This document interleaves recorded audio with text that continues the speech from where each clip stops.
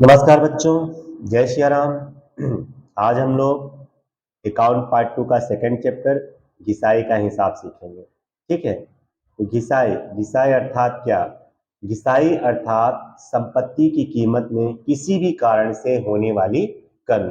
ठीक है, जब हम कोई संपत्ति खरीदते हैं, जैसे कि फर्नीचर हो गया, यंत्र हो गया, कंप्यूटर हो गया, लैपटॉप हो गया, मोबाइल हो गया, आपको पता है कि समय अनुसार जैसे जैसे उसका समय बीतता जाता है, उसका उपयोग हम करते जाते हैं, उसके समय के अनुसार, उसके उपयोग के अनुसार उसकी कीमत दिन प्रतिदिन अस्थायी रूप से घटती रहती है।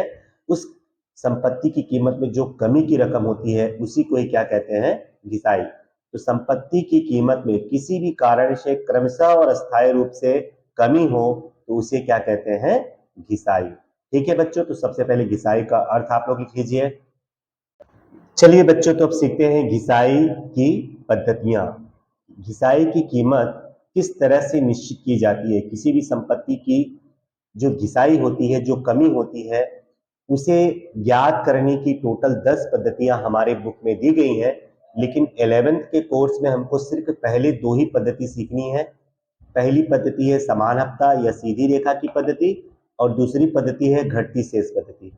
ठीक है, घिसाई ज्ञात करने की वैसे तो टोटल 10 पद्धतियां हैं, लेकिन 10 पद्धतियों में से हमारे कोर्स में सिर्फ 2 ही पद्धति है, समान हफ्ता या सीधी रेखा की पद्धति, और दूसरी है घटती शेष की पद्धति। चलो बच्चों, पहली पद्धति के बारे में चर्चा करते हैं कि पहली पद्धति में घिसाई की रकम किस तरह से ज्ञात की जाती है या निश्चित की जाती है। तो समान हफ्ता की पद्धति पहली पद्धति है। यह पद्धति बहुत ही उपयोग में ली जाने वाली पद्धति है। इस पद्धति के अनुसार वार्षिक घिसाई की रकम प्रति वर्ष एक समान रहती है, इसलिए इस पद्धति को समान हफ्ता की पद्धति या सीधी रेखा की पद्धति के रूप में जाना जाता है। ठीक है, तो समान हफ्ता की पद्धति में एक बार घिसाई जब हम लोग ज्ञात कर लेते हैं तो वही घिसाई प्रत्येक वर्ष घटाई जाती है। जैसे मान लीजिए कि किसी संपत्ति पर पहले साल की घिसाई हमने मान लिया 10,000, तो हर साल उस संपत्ति में से 10,000 रुपए ही घटाएंगे। समान हफ्ता की पद्धति में घिसाई की रकम प्रत्येक वर्ष क्या रहती है? समान रहती है, बदलती नहीं है, इसलिए इस पद्धति को समान हफ्ता की पद्धति कहते हैं। ठीक है, लिख लीजिए ये पद्धति। चलो बच्चों, समान हफ्ता की पद्धति में घिसाई ज्ञात करने के आपको सूत्र यहाँ पे दिए गए हैं। इस पद्धति में घिसाई निम्न अनुसार ज्ञात की जाती है। पहला, घिसाई का सूत्र होता है संपत्ति की लागत कीमत माइनस संपत्ति की भंगार कीमत बटे अंदाजित वर्ष। ये घिसाई का सूत्र होता है संपत्ति की लागत कीमत माइनस संपत्ति की भंगार कीमत बटे अंदाजित वर्ष। अब ये लागत कीमत क्या होता है? लागत कीमत का मतलब कोई भी संपत्ति हमने कितने में खरीदी है प्लस उसके लिए कितना खर्चा हमने किया है। तो संपत्ति की लागत कीमत, मान लो कि हमने 1 लाख रुपए का कोई एक यंत्र खरीदा, ठीक है, और 10,000 रुपए का खर्चा किया, तो 1 लाख प्लस 10,000 उस यंत्र की लागत कीमत कितनी कहलाएगी? 1,10,000।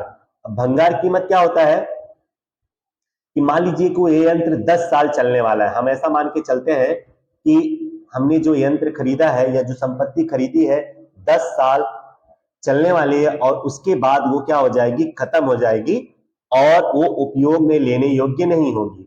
तो उस समय जो उसकी कीमत होगी उसको बोलेंगे भंगार कीमत। बराबर, मतलब लास्ट में कोई भी संपत्ति जब उपयोग में नहीं होती है तो उस समय जो उसकी कीमत बचती है उसको भंगार कीमत बोलते हैं, मतलब उसको भंगार में बेच देते हैं।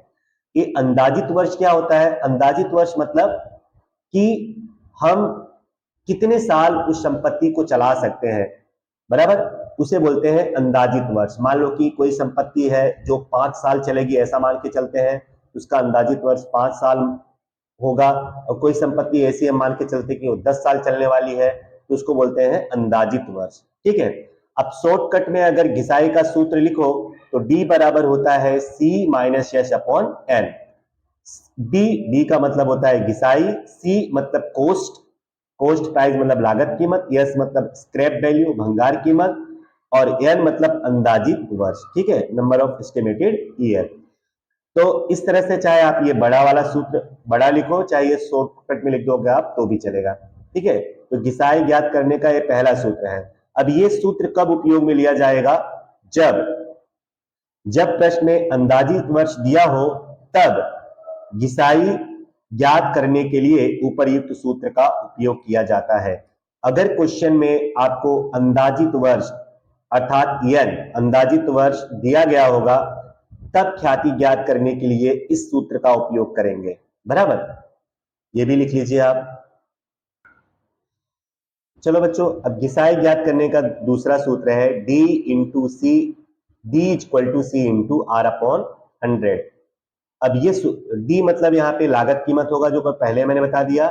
R मतलब रेट ऑफ डेप्रिसिएशन, घिसाई का दर। R का मतलब होगा घिसाई का दर। ठीक है, तो D बराबर C into R upon N. ये सूत्र कब उपयोग में लिया जाएगा? जब प्रश्न में घिसाई का दर दिया हो, तब उपर्युक्त सूत्र का उपयोग करेंगे। ठीक है, तो घिसाई ज्ञात करने के लिए जब R दिया गया होगा, घिसाई का दर दिया गया होगा, तब ये वाला सूत्र लगाएंगे। और अगर n दिया गया होगा तो C minus yes upon n, जो कि पहला वाला सूत्र था। ठीक है, तो बच्चों घिसाई की पद्धति में समानता की पद्धति में घिसाई ज्ञात करते समय आपको दो बातें याद रखनी है, दो नोट है आपको। समानता की पद्धति में घिसाई केवल एक बार ही ज्ञात की जाती है, केवल एक ही बार ज्ञात की जाएगी। क्यों? क्योंकि समानता की पद्धति में प्रत्येक वर्ष घिसाई की रकम क्या होती है? समान होती है, इसलिए हर वर्ष घिसाई ज्ञात करने की जरूरत नहीं होती है। ठीक है, समानता की पद्धति में घिसाई केवल एक बार ही ज्ञात की जाती है। ठीक है, और दूसरा है समान हफ्ता की पद्धति में घिसाई हमेशा लागत कीमत पर ज्ञात की जाती है। ठीक है, लागत कीमत पर क्यों ज्ञात की जाती है? क्योंकि एक ही बार ज्ञात की जाएगी, तो पहली बार जो ख्याति ज्ञात की जाएगी तो लागत कीमत पर ही ज्ञात की जाएगी। तो ये दो नोट आप लोग याद रखो, ताकि जब हम लोग सवाल करेंगे तो आप लोग को ये काम आएगा। ठीक है, चलो बच्चों, अब समझते हैं हम लोग घिसाई से संबंधित कुछ आवश्यक प्रविष्टियां। ठीक है, इस चैप्टर में पूछा जाएगा आपको। तो पहली प्रविष्टि होती है घिसाई के चैप्टर में, यंत्र खरीदा जाए तब। तो जब यंत्र खरीदते हैं तो आप लोग को पहले से पता है कि यंत्र आता है तो यंत्र खाते क्या होगा? उधार, और बैंक खाते का और रोकड़ खाते का। यंत्र खरीदोगे तो यंत्र आएगा, इसलिए यंत्र खाता क्या होगा? उधार, बैंक खाते का और रोकड़ खाते का। यहाँ पे बच्चों ध्यान में रखना है आपको, बैंक खाते कौन सी रकम लिखोगे और रोकड़ खाते कौन सी रकम लिखोगे। तो जितनी कीमत पे हम लोग यंत्र खरीदेंगे, जैसे 1 लाख में यंत्र खरीदा, यहाँ पे बैंक खाते कितना लिखेंगे? 1 लाख। और यंत्र के लिए हमने खर्चा जो किया होगा, जैसे यंत्र का स्थापना खर्च हो गया, यंत्र को अपने घर लाने का खर्चा हो गया, उसको बोलते हैं यंत्र से संबंधित खर्चा। उसको हम लोग रोकड़ खाते जमा करेंगे। मतलब खरीद कीमत के लिए हमको बैंक खाते जमा करना है, मतलब यंत्र की जो खरीद कीमत होगी उसको चेक से पेमेंट करेंगे, और जो खर्चा होगा उसको रोकड़ पेमेंट करेंगे। ऐसा हमें मान लेना है, क्वेश्चन में बोला हो या ना बोला हो, जो खरीद कीमत होगा उसके लिए हमको बैंक खाता जमा करना है, और जो खर्चा होगा उसके लिए हमको रोकड़ खाते जमा करना है। फिर दोनों को जोड़ करके यंत्र खाते क्या कर देना है? उधार, और उसी को बोलेंगे लागत कीमत। आगे मैंने बताया कि लागत कीमत क्या होता है? खरीद कीमत प्लस खर्चा। तो यंत्र खरीदा जाएगा तो हमेशा यंत्र खाते उधार, बैंक खाते का और रोकड़ खाते का। जितने में यंत्र खरीदा होगा उतने के लिए बैंक खाते जमा, और जितने खर्चे किए होंगे हमने उसके लिए रोकड़ खाते जमा। उसके बाद दूसरा रोजनामचा होगा बच्चों इसमें, वर्ष के अंत में यंत्र पर घिसाई गिनी जाए तब। एक साल जब पूरा हो जाएगा तो यंत्र की जो कीमत घट जाएगी उसको क्या बोलेंगे? घिसाई। तो घिसाई जो होगा वो हमारे लिए क्या होता है? नुकसान। इसलिए घिसाई खाता क्या होगा? उधार, और यंत्र खाता क्या होगा? जमा। याद रखना, घिसाई के लिए क्या रोजनामचा होगा? घिसाई खाते उधार, यंत्र खाते जमा। तीसरा रोजनामचा होगा बच्चों, वर्ष के अंत में घिसाई की रकम लाभ हानि खाते ले जाए तब। ये जो घिसाई हुआ वो हमारे लिए क्या हुआ? नुकसान। इसलिए ये नुकसान की रकम ना लास्ट में हमको लाभ हानि खाता के उधार में लिखना होता है। आगे हम चैप्टर सीखेंगे वार्षिक हिसाब, तो वहां पे लाभ हानि खाता बनाया जाता है। व्यवसाय के जितने भी नुकसान होते हैं सबको लाभ हानि खाता के उधार में लिखते हैं। इसलिए घिसाई को भी वर्ष के अंत में हमको लास्ट में लाभ हानि खाते के उधार में लिखना होता है, इसलिए रोजनामचा होगा लाभ हानि खाते उधार घिसाई खाते का। ठीक है, एक बार फिर से मैं रिवाइज करवा दूं, यंत्र आप खरीदोगे तो यंत्र आएगा, इसलिए यंत्र खाते उधार, पैसा जाएगा तो जो खरीद कीमत है उसके लिए बैंक खाते जमा, रोकड़ा खर्च के लिए जो रोकड़ा जाएगा उसके लिए रोकड़ खाते जमा। फिर इसके बाद घिसाई घटाओगे तो घिसाई खाते उधार यंत्र खाते जमा। फिर उसके बाद वर्ष के अंत में जो घिसाई है वो हमारे लिए क्या होता है, नुकसान, और इसको लाभ हानि खाता के उधार में लिखेंगे, इसलिए लाभ हानि खाते उधार घिसाई खाते जमा। फिर लास्ट में जब यंत्र पूरी तरह से एकदम बिना काम का हो जाएगा तो उस यंत्र को हम लोग क्या करेंगे, बेच देंगे। बेच देंगे तो हमारे पास रोकड़ा आएगा, रोकड़ ऑब्लिक बैंक खाते उधार और यंत्र खाते जमा। यंत्र को बेचोगे तो पैसा आएगा, इसलिए बैंक खाते उधार यंत्र खाते जमा। तो इस चैप्टर में हम लोग को इस तरह से टोटल 4 प्रविष्टियां याद करनी है। ठीक है, इसके अलावा कोई प्रविष्टि नहीं आएगा इस चैप्टर में। तो सबसे पहले ये चारों प्रविष्टियां आप लोग अच्छी तरह से लिख लो और अच्छी तरह से याद कर लो, ताकि जब क्वेश्चन करें तो ये सब आप लोग को अच्छी तरह से याद रहे। ठीक है, लिख लीजिए। चलो बच्चों, अब हम सीखेंगे यंत्र खाता का नमूना। इस चैप्टर में हमको 2 खाते बनाने होते हैं, एक यंत्र खाता और एक घिसाई खाता। तो पहले हम लोग यंत्र खाते के बारे में सीख लेते हैं। वैसे तो आप रोजनामचा के आधार पे भी यंत्र खाता बना सकते हो, लेकिन हर एक क्वेश्चन में आपको रोजनामचा नहीं लिखना होगा, इसलिए अगर यंत्र खाता का नमूना याद कर लेते हो तो आपको लिए बहुत ज्यादा अच्छा होगा। ठीक है, तो चलिए देखिए स्टार्ट करते हैं यंत्र खाता। तो देखो यंत्र खाता में इस तरह से इसका फॉर्मेट होगा, पहले तारीख, उसके बाद विवरण, रोकड़ पृष्ठ, रकम, फिर तारीख, विवरण, रोकड़ पृष्ठ, रकम। इस तरह से यंत्र खाता का नमूना होता है। एक बार फिर से समझ लो, तारीख, विवरण, रोकड़ पृष्ठ, रकम, फिर तारीख, विवरण, रोकड़ पृष्ठ, रकम। आगे हम लोग खतौनी के चैप्टर में ये खाता का नमूना सीख ही चुके हैं। ठीक है, चलो, तो यंत्र खाता में सबसे पहले उधार साइड में एंट्री होती है। याद रखना, सबसे पहले आपको उधार साइड में क्या लिखना है, जो भी शुरुआत की तारीख होगी जिस दिन तुमने यंत्र खरीदा होगा। बराबर, मान लो हमने कोई यंत्र खरीदा 1/4/16 को और कितने रुपए में खरीदा, 1 लाख रुपए मान लिया, तो यहाँ पे बैंक खाते लिखोगे 1 लाख, और मान लो खर्चा हमने किया है 10,000, तो रोकड़ खाते कितना लिखोगे, 10,000। स्टार्ट आपको हमेशा उधार साइड से ही करना है। ठीक है, तो उधार में आप 1/4/16 लिखोगे, पहले क्या लिखोगे, बैंक खाते, कौन सी रकम लिखोगे, खरीद कीमत वाली, फिर लिखोगे रोकड़ खाते, कौन सी रकम, खर्च वाली। ठीक है, तो इस तरह से शुरुआत आपको यंत्र खाता के उधार साइड से करना है। उसके बाद ये दोनों लिख देने के बाद आपको जमा में लिखना है। अब मान लो 1/4/16 है, तो 1 साल कब पूरा होगा, 31/3/17 को। आपको ये पता होना चाहिए कि कॉमर्शियल जो ईयर होता है, जो भी हिसाबी वर्ष होता है कॉमर्स में, 1 अप्रैल को चालू होता है और 31 मार्च को, अगले साल 31 मार्च को खत्म होता है। तो हमने 1/4/16 को खरीदा है, तो साल पहला कब पूरा होगा, 31 मार्च 2017 को। ठीक है, 31/3/17 को। तो वर्ष के अंत में आपको जमा में क्या लिखना है, घिसाई, जो भी घिसाई आएगा। मान लेते हैं कि घिसाई की रकम आई 10,000। ठीक है, तो 10,000 यहाँ पे लिख देंगे। अब पहला साल पूरा हो गया, तो आपको क्या करना है, टोटल करना है उधार साइड का। 1 लाख और 1,10,000 कितना हो गया, 1,10,000। अब वही टोटल आपको जमा में भी लिखना है, सेम टू सेम उसके सामने ही 1,10,000। अब 1,10,000 में से ये जो 10,000 है उसको माइनस कर दो। ठीक है, तो ये 10,000 माइनस करोगे तो कितना बचेगा, 1 लाख।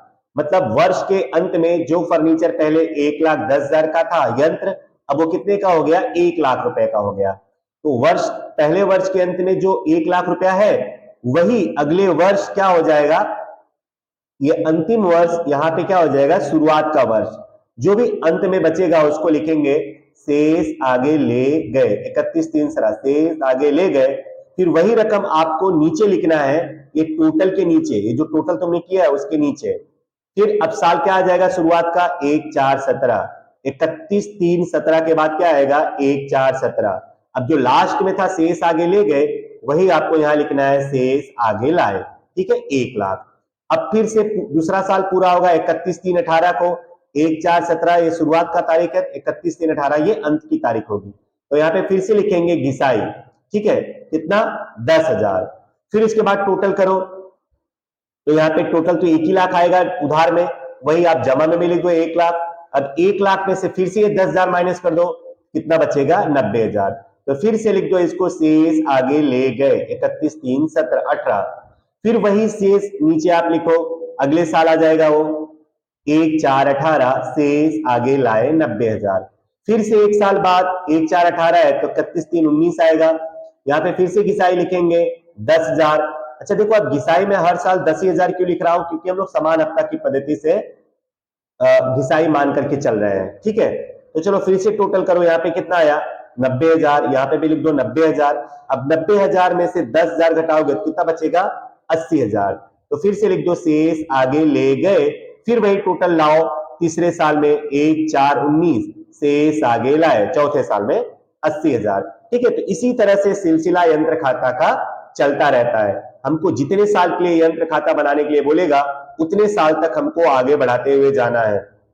नॉर्मली आपके चैप्टर में सिर्फ ज्यादा से ज्यादा 3 वर्षों तक ही हमको यंत्र खाता बनाना होता है, ठीक है। इसलिए आप घबराओ मत कि जब तक खत्म नहीं होगा तब तक चलना है क्या, ऐसा कुछ नहीं है।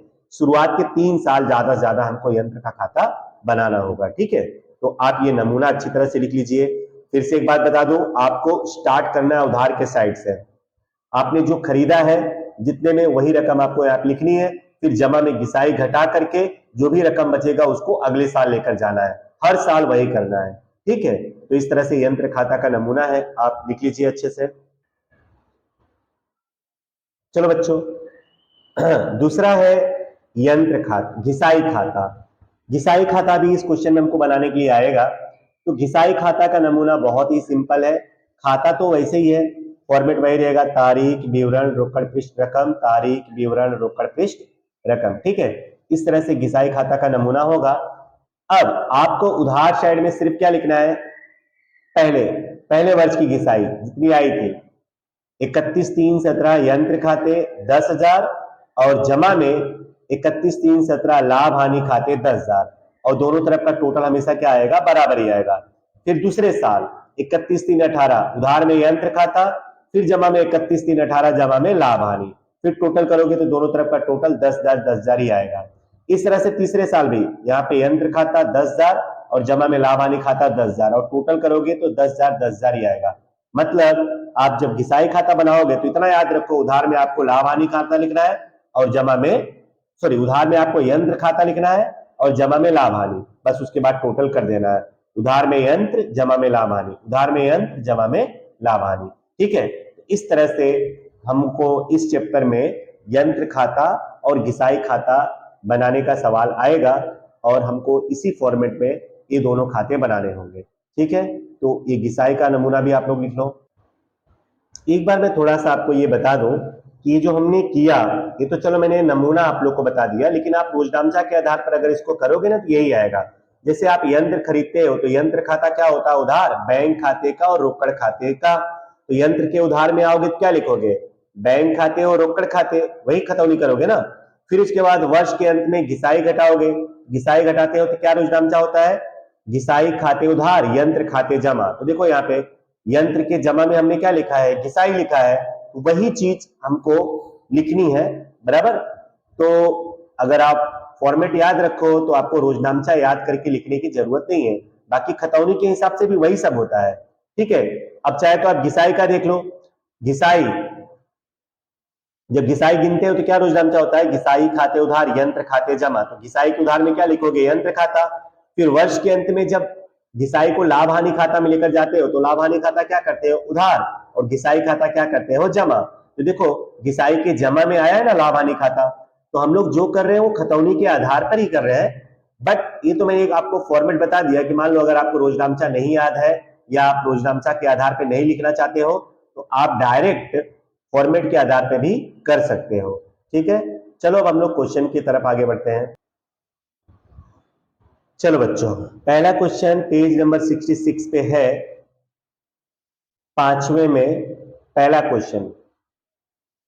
सुरेश लिमिटेड ने तारीख 1/4/12 के दिन 63,000 की कीमत का एक यंत्र खरीदा। यंत्र का स्थापना खर्च रुपया 1,000 हुआ। यदि यंत्र की भंगार कीमत उसके 8 वर्ष के अंदाजित आयुष के अंत में 14,600 अंदाजी गई हो तो वार्षिक घिसाई की रकम और वार्षिक घिसाई का दर ज्ञात करो। ठीक है, तो देख लो, ये है खरीद कीमत और यंत्र का स्थापना खर्च कितना है 1000, खरीदा है 63,600 में और खर्चा हुआ है 1000 का। अंदाजित वर्ष कितना है 8 वर्ष और भंगार कीमत कितनी दी गई है आपको 14,600। तो हमको वार्षिक घिसाई की रकम ज्ञात करनी है और वार्षिक घिसाई का दर भी ज्ञात करना है। कंपनी का हिसाबी वर्ष 31 मार्च को पूरा होता है। मैंने आपको पहले बताया है कि वर्ष हमारा हिसाबी वर्ष कब पूरा होता है, हमेशा मार्च में। तो इस क्वेश्चन में क्या बोला है कि प्रथम 3 वर्ष की प्रविष्टि, फिर यंत्र खाता, घिसाई खाता तैयार करो और प्रथम वर्ष के वार्षिक हिसाबों पर असर दर्शाओ। कंपनी समान हफ्ता की पद्धति से घिसाई गिनती है। समान हफ्ता की पद्धति से घिसाई गिनती है मतलब जो घिसाई पहले साल होगी वही घिसाई हर साल होगी। ठीक है, तो एक बार फिर से सुन लो। प्रथम 3 वर्ष का रोजनामचा लिखना है, यंत्र खाता बनाना है और घिसाई खाता बनाना है। ये तीनों की तीनों 3 वर्ष के लिए बनाने हैं हमको। प्रविष्टि भी 3 वर्ष का, यंत्र खाता भी 3 वर्ष का और घिसाई खाता भी 3 वर्ष का। ठीक है, चलिए तो स्टार्ट करते हैं इसका सॉल्यूशन। चलो बच्चों, जैसे कि क्वेश्चन में आपको दिया गया है, यंत्र की खरीद कीमत 63,600 है, स्थापना खर्च 1000 है, तो यंत्र की लागत कीमत हो जाएगी खरीद कीमत प्लस खर्चा। 63,600 में खरीदा है, 1000 खर्च किया है, तो उसकी लागत कीमत कितनी हो गई 64,600, जिसको बोलते हैं सी कॉस्ट। अंदाजित वर्ष 8 वर्ष दिया हुआ है और भंगार कीमत 14,600 क्वेश्चन में दिया है। तो घिसाई का सूत्र, पहले हमको घिसाई ज्ञात करने के लिए बोला है क्वेश्चन में, तो घिसाई बराबर होता है C minus S upon N। तो C क्या होता है लागत कीमत। लागत कीमत कितना आया 64,600। 64,600 में से भंगार कीमत कितना है 14,600। 14,600 घटा दो और अंदाजित वर्ष कितना है 8 से भाग कर दो। तो 64,600 में से 14,600 घटाओगे कितना बचेगा 50,000। अब 50,000 को 8 से भाग कर दो तो घिसाई कितनी आ जाएगी 6,250। तो बच्चों पहला आंसर हमारा आ गया घिसाई। ठीक है, दूसरा इसमें घिसाई का दर ज्ञात करने के लिए बोला है बच्चों। तो घिसाई का दर बराबर होता है, मैंने आप लोग को सूत्र नहीं लिखवाया था, घिसाई का दर का सूत्र होता है D/C, D upon C into 100। ये होता है घिसाई का दर R बराबर होता है D/C इंटू 100 बराबर। तो R equal to D upon C into 100। तो देखो D मतलब घिसाई कितना आया हमारा 6,250। C मतलब लागत कीमत कितनी है हमारी 64,600। तो 6,250 डिवाइडेड बाय 64,600 इंटू 100। तो घिसाई का दर आ जाएगा 9.67%। ठीक है, 9.67% ये हमारी घिसाई का दर हो गया। ठीक है, चलो तो पहला और दूसरा काम तो हो गया, हमने घिसाई ज्ञात कर लिया, हमने घिसाई का दर ज्ञात कर लिया। अब 3 वर्ष का रोजनामचा लिखने के लिए बोला है हमको। तो नाम था सुरेश लिमिटेड, तो सुरेश लिमिटेड की बही में रोजनामचा। तो चलो हम लोग रोजनामचा स्टार्ट करते हैं। आपको मैंने पहले बताया है, सबसे पहले यंत्र खरीदने का रोजनामचा लिखेंगे। तो 1/4/12 को हमने यंत्र खरीदा है, तो रोजनामचा होगा यंत्र खाते उधार बैंक खाते का रोकड़ खाते का। तो बैंक खाते कौन सी रकम लिखेंगे जितने में हमने खरीदा है, कितने में खरीदा है 63,600। यहां आप लिख दो बैंक खाते का 63,600। फिर रोकड़ खाते कौन सी रकम लिखोगे खर्च वाला, खर्चा कितना किया 1000। यहाँ पे रोकड़ खाते का कितना लिखेंगे 1000। ठीक है, अब 1 साल और उधार में कितना लिख देंगे पूरा 64,600 लागत कीमत। यंत्र कितने का हो गया 64,600। अब 1 साल बाद मतलब 1/4/12, तो 1 साल का पूरा होगा 31/3/13। अप्रैल को चालू होता है और अगले साल मार्च में खत्म होता है। तो घिसाई का रोजनामचा आता है, घिसाई घटाते हैं। तो घिसाई के लिए रोजनामचा क्या होता है घिसाई खाते उधार यंत्र खाते का। तो घिसाई की रकम कितनी आई थी 6,250। तो आप लिख देंगे 6,250। फिर तीसरे नंबर पर जो घिसाई होती थी उसको कहां लिखते थे लाभ हानि खाता के उधार साइड में। ठीक है, तो चलो देखो अब तीसरा रोजनामचा 31/3/13 को ही घिसाई को लाभ हानि खाता में लेकर जाएंगे तो लाभ हानि खाता क्या होगा, उधार, और यंत्र खाते क्या हो जाएगा, जमा। ठीक है, तो इस तरह से पहला वर्ष पूरा हो गया। पहले हमने यंत्र खरीदा, उसका रोजनामचा लिखा, फिर उसके बाद घिसाई घटाई, उसका रोजनामचा, फिर घिसाई को लाभ हानि खाते में लेकर गए, उसका रोजनामचा। ये 3 रोजनामचा हो गया। अब जब दूसरे वर्ष का रोजनामचा लिखोगे ना तो आपको सिर्फ घिसाई का रोजनामचा लिखना है, वो यंत्र खरीदने वाला रोजनामचा आपको नहीं लिखना है, क्योंकि यंत्र तो हम लोग एक ही बार खरीदते हैं और उस पर हर वर्ष घिसाई घटाते हैं। तो अब हम लोग दूसरे साल घिसाई घटाएंगे तो 31/3/14 आएगा।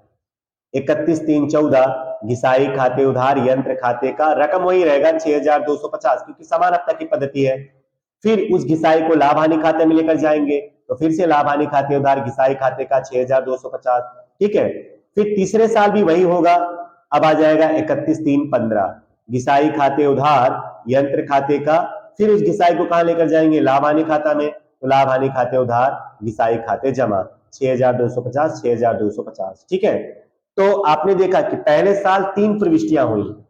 पहले साल कितनी प्रविष्टियां हुई, 3, 1 और ये 2 3 3, लेकिन दूसरे साल सिर्फ 2 रोजनामचा, 31/3/14 घिसाई खाते उधार यंत्र खाते पर, लाभ हानि खाते उधार घिसाई खाते का। तीसरे साल भी वही होगा, घिसाई खाते उधार यंत्र खाते का, लाभ हानि खाते उधार घिसाई खाते का। सिर्फ पहले साल ही खरीदते समय 2 एंट्री हमको करनी पड़ती है। इस तरह से रोजनामचा हमारा कंप्लीट हुआ। तो हमने घिसाई ज्ञात कर लिया, घिसाई का दर ज्ञात कर लिया, रोजनामचा लिख लिया। अब हम लोग यंत्र खाता और घिसाई खाता की तरफ बढ़ेंगे। चलो अब यंत्र खाता बनाते हैं। तो चलो बच्चों देखो, यंत्र खाता का फॉर्मेट मैंने आप लोग बताया था, तारीख विवरण रोकड़ पृष्ठ रकम, तारीख विवरण रोकड़ पृष्ठ रकम।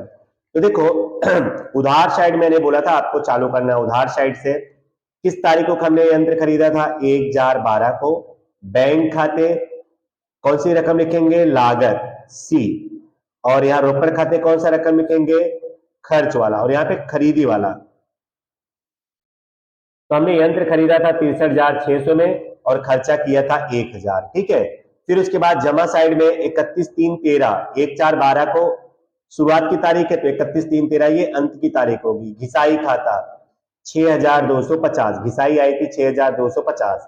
तो चलो उसके बाद उधार वाला जोड़ लो 64,600 और जमा में भी जोड़ लो 64,600। अब 64,600 में से घिसाई कितना है, 6250, वो घटा दो, कितना बचेगा, 58,350।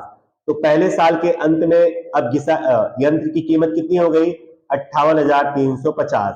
तो जो पहले साल का अंत में है वही अगले साल का शुरुआत का होगा, तो इसको लिखेंगे शेष आगे ले गए। फिर अगले साल वही चीज यहां पे लिखेंगे। अब 1/4/13 जो 1/4/12 था, अब यहां क्या लिखेंगे, 1/4/13 शेष आगे लाए 58,350। फिर से अब एक साल बाद कब, 31/3/14 फिर यहाँ पे घिसाई खाता लिखेंगे 6250। ठीक है, चलो अब जोड़ लो, उधार का ही टोटल ज्यादा आएगा 58,350, जमा में भी लिख दो 58,350। अब 58,350 में से ये घिसाई जो है 6,250 फिर से घटा दो, और घिसाई देखो समान हफ्ता की पद्धति है, तो घिसाई पहले साल भी 6,250 था, दूसरे साल भी 6,250 आएगा और तीसरे साल भी 6,250 ही आएगा। तो चलो 6,250 यहाँ पे लिखो और 58,250 में से 6,250 घटा दो, कितना बचेगा, 52,100। ठीक है, तो फिर से इसको लिख दो, शेष आगे ले गए। अब दूसरे साल के अंत में इतना बचा है तो यहाँ पे लिखेंगे 1/4/14 शेष आगे लाए 52,100। फिर से एक साल बाद मतलब 31/3/15 को, अब 1/4/15/14 है तो यहाँ पे 31/3/15 आएगा, यहाँ पे लिखेंगे घिसाई खाता 6,250। चलो फिर से अब टोटल कर लो, टोटल करोगे आपका वही आएगा 52,100, यहाँ पे लिख दो 52,100। अब 52,100 में से 6,250 फिर से घटा दो तो गैप आएगा हमारा 45,850, तो शेष आगे ले गए और वही रकम फिर से उधार में लिखेंगे 1/4/15 को, शेष आगे लाए 45,850। तो इस तरह से 3 साल का हमारा यंत्र खाता तैयार हो गया और यहीं पे हमको रोक देना है। ठीक है, तो यंत्र खाता आप लोग लिख लीजिए। चलो बच्चों, अब घिसाई खाता का भी फॉर्मेट वैसे ही होता है, तारीख विवरण रोकड़ पृष्ठ रकम, तारीख विवरण रोकड़ पृष्ठ रकम। तो इसमें तो बस आपको मैंने बताया था उधार में यंत्र खाता जमा में लाभ हानि, यही लिखना है आपको बस। तो उधार में यंत्र खाता 6250, जमा में लाभ हानि 6250, दोनों तरफ का टोटल कर लो 6250 6250। फिर उसके बाद दूसरे साल में 31/3/14 यंत्र खाते 6250 और जमा में 31/3/14 लाभ हानि खाते 6250। फिर तीसरे साल भी वही आएगा सेम 31/3/15 यंत्र खाते 6250 और 31/3/15 जमा में लाभ हानि खाते 6250 और टोटल करोगे तो वही आएगा 6250। तो इस तरह से हमारा घिसाई खाता और यंत्र खाता कंप्लीट होता है। चलो बच्चों, इस क्वेश्चन में हम लोगों को वार्षिक हिसाब में असर भी पूछा हुआ है। ठीक है, कि वार्षिक हिसाब करते समय घिसाई की असर किस तरह से लिखोगे और कहां कहां लिखोगे। तो वार्षिक हिसाब तो आपने अभी पढ़ा नहीं है, इसलिए शॉर्टकट में भी आप समझ के चलो कि वार्षिक हिसाब में ना हमको एक पक्की तलपट बनानी होती है और एक लाभ हानि खाता बनाना होता है। बराबर, सिर्फ आप अभी इतना समझ कर चलो। पक्की तलपट, तो पक्की तलपट में दो पक्ष होता है, एक पूंजी दायित्व लेफ्ट साइड में रकम और राइट साइड में संपत्ति और रकम। इस तरह से पक्की तलपट एक बनाना पड़ता है और एक लाभ हानि खाता बनाना पड़ता है। वार्षिक हिसाब जब आप सीखोगे तब आपको पता चलेगा, लेकिन यहाँ पे सिर्फ असर पूछा है वार्षिक हिसाब में।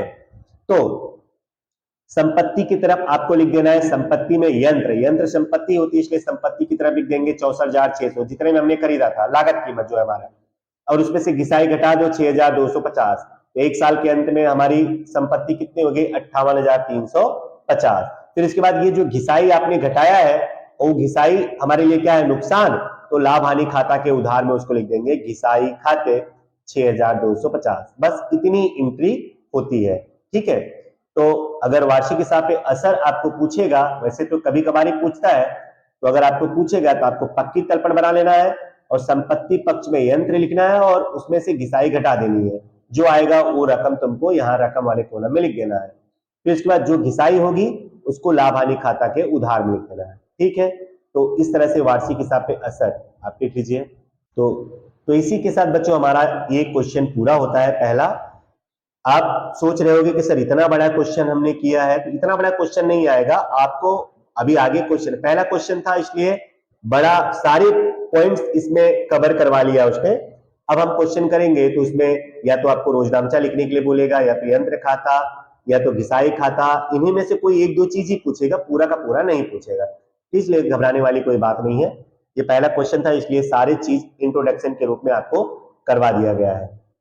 धन्यवाद बच्चों आप लोगों को।